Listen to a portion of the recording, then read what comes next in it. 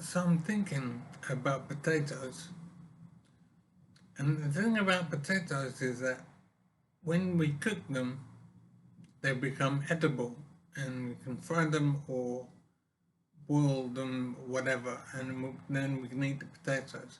But when the potato is raw, they're not edible. They're just a potato sitting there, and there's nothing we can do with them really until we cook them.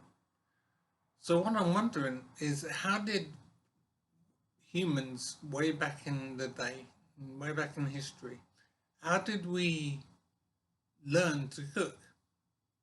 How did we realize that a potato isn't edible as it is, but if we peel them and boil them, or if we fry them, then they become edible?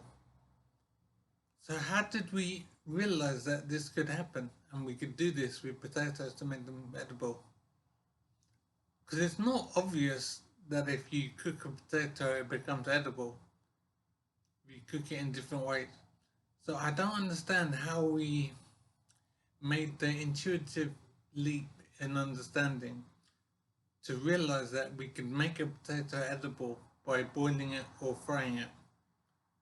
How did we realize that would be possible? It's not obvious that if you treat a potato in a different way, it becomes edible. So it surprises me that we learned how to cook. And the same thing applies to other things, not just potatoes, but all kinds of things, like rice, for example, becomes edible when it's cooked. But how did we realize that we could treat rice in hot water and make it edible? I don't understand how we made that leap in understanding that if we cook food, it becomes edible. In other words, I'm wondering how we learned to cook at all.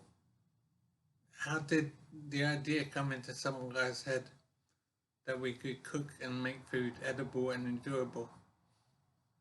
So that is interesting to know how we learned to cook.